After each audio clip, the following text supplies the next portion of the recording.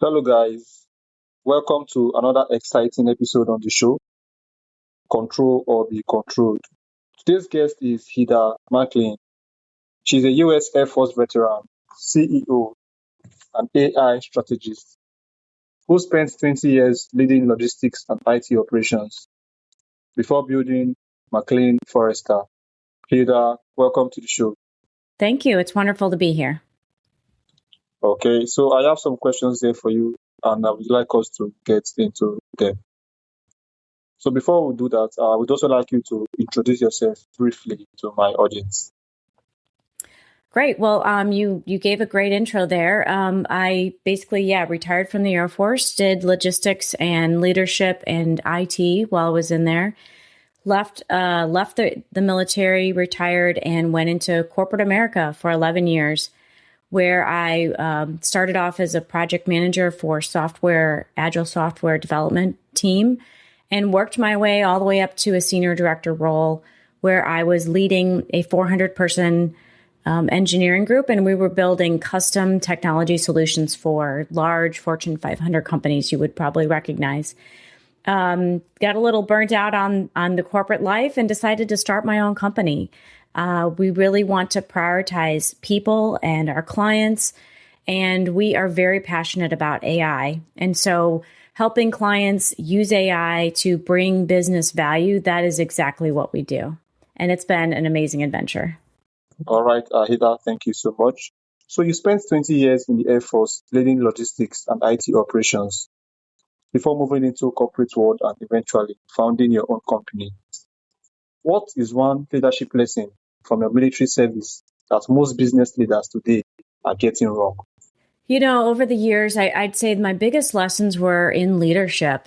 And, that was from having good leaders, good examples, and then also from having some really bad examples. And it's funny because you learn a lot more, I think, almost from those bad leaders than the good leaders. Mostly leadership lessons, a lot about building teams and how to do that well. And the key there that I learned is all about building trust. You can have two different types of trust. There can be trust that you get because you have a certain position or a role or a rank in the military, and people will follow you because of that. But then the trust you really want to get is that earned trust, where you're showing up and doing the things you're saying you're going to do. You're supporting your people. You're making decisions that help them and have their interests at heart. And that's how you build a team that really wants to follow you anywhere. So those are some great lessons. And then just, my time in logistics and IT, just learned so much about the criticality of our supply chains and understanding the entire supply chain, and how complicated things like logistics and shipping and moving things around the world can be. And so really took a lot of those lessons. Think about, here's a great example of how important the supply chain is, right? Think about this. Right now, there's an outbreak of a parasite that, is making people sick. And knowing your supply chain means knowing where that produce came from, knowing where it was grown, and really understanding it, every step along that way. If companies knew that really, really well, these things would be easier to track down and figure out the source of the parasite. So that's just a great example of the importance of understanding the complete supply chain. Right. Thank you so much, Heather. So you talk about mission success, starting with people, trust, and showing up for each other. In a business world obsessed with metrics and quarterly results, how do you actually build that kind of culture without sacrificing performance? That's a good one. Because you'd think that those things were at odds. But what I have found is that, when you take care of people, your business actually thrives. When you make decisions with their best interests at heart, they're going to work harder. They're going to be more invested in success of the company, and you're going to see better business outcomes by taking care of them. So I think You have to make that part of your decision making. You have to make that part of your core values. And so, things like building a good team, being a good leader, collaborating, working together, and you have to hire the right people.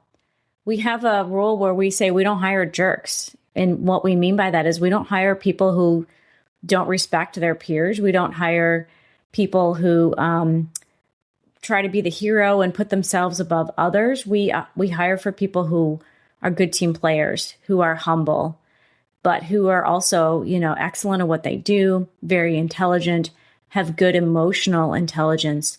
So hiring the right team is very critical to the success of an organization. And you can run an organization where you prioritize people and still be successful. Okay, sorry. So you walked away from a senior leadership role at one of the largest technology companies in the country to build something from scratch. What was the moment you knew corporate life was no longer enough, and what did it take to make that leap? I got to a point in my career where I got a little burnt out on corporate America. I was in back-to-back meetings all day long. I didn't really even have time to eat lunch sometimes. And yes, those are things I probably had some control over. So the stress of that, and then add to that I just felt like I had reached a ceiling in my advancement within the company. I got to a point where I really didn't feel like I was learning new things anymore. I wasn't growing as a person. And that was a really big trigger for me to say that something had to change. And I didn't think I was going to see that change staying where I was at. So that's why I decided to leave. I didn't have a great plan in place. I did have a little bit of savings to last me a while, and I had great understanding and from my husband to go ahead and make this leap. But I just felt like it was the right time. I had learned amazing things where I worked, things that made me feel ready to run my own company. And so I took the leap. I formed the company, and that was 3 years ago. And it's been quite an adventure. And I think, my advice to people would be, if you're thinking about something like this, then you probably have the drive and motivation to do it, and find a way to take that leap and just do it. Okay, so most of your clients come to you knowing they need to do something with AI, but not knowing where to start. What are the first three questions you ask them? And why do those questions matter more than any technology decision they will ever make? Well, the first question we ask is, where are you at right now? Because it's important to understand the level of AI adoption you have right now. If you're starting at zero, that's fine. But that would be a different strategy and approach than if you're already experimenting with AI, right? So question one is, where are you? And then question two is, where do you want to go? What is the purpose of pursuing AI technology, right? What are the business outcomes you're looking to achieve? That's going to be very different from business to business. Some businesses are looking to be more efficient and cut costs. Some businesses are looking to have a better customer experience that they can leverage AI to achieve that. And so, where are you now? Where do you want to go? Right? And the gap between those two things, that's your strategy. You can figure out how to get there once you know where you're going. And then, the other really important question is, like, where is your leadership and your team's mind around this? So how much resistance might we have with new technology adoption? Do you have the proper leadership support at a high level where they're going to be able to help push these initiatives and support them as they are moving forward? Because change management is a huge part of any technology adoption. Any change in an organization requires the support of a plan to make sure that it gets adopted and it doesn't fall, on the ground the moment someone stops pushing it forward. So those are the three questions. Where are you at? Where do you want to be? And what kind of leadership and team support do you have for this opportunity? All right, so you are a woman veteran running a technology and AI firm in a space that doesn't have a lot of people who look like you. Do you agree with that? Yeah, I totally agree with that. Okay, so how has that shaped the way you lead, the clients you attract, and the problems that you choose to solve? I don't think it necessarily changes how I lead or the problems I solve. It does change maybe some of my behavior. So, if I walk into a room with my husband, who is a, accomplished male, people will automatically assume that he is the leader in the company and not me, the CEO. So I think I find myself that I have to, they call it credentialing. You have to state your role and your title way more often than you should so that people can view you in a different way than they would have maybe otherwise. So I think it just, I often get misunderstood as not the CEO, not the leader. People underestimate me because of that. So I think it just changes my behavior in that I have to do things to sort of compensate for the way I am, the way people are perceiving me initially. But I don't think it's held me back from being successful or doing the things I want to do. I've been fortunate that I haven't run into too many of those issues. Okay, so here is my final question for you. No, let me not say final, let me just say it.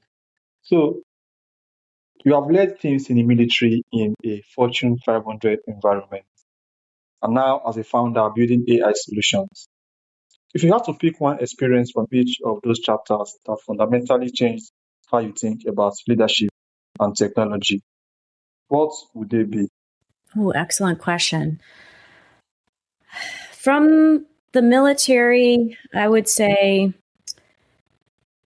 I had a couple of really bad bosses who taught me what leadership should not be. And that really shaped the way I approach leadership going forward and how to really treat people to get them to follow you and to build that trust. So that was probably one of my biggest lessons out of the military. From corporate America, I mean, I learned a ton.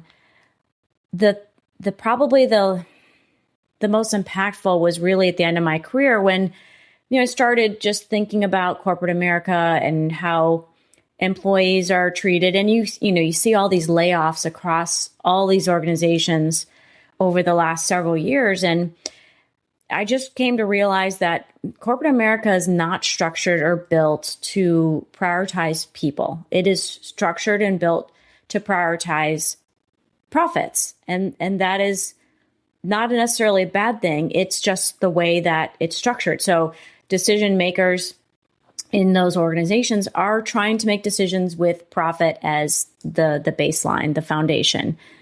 And so learning that lesson was really critical for me because now as an entrepreneur running my own company, I wanted to do it differently. I wanted to prioritize people and clients and prove that you could still be successful without making profits, the baseline for every decision you make. And so that is really the focus of our company, and we've been able to be successful so far. So I think it can be done. You just have to set that as your goal from the beginning. So there you go. All right, Ida. So here is my final question for you.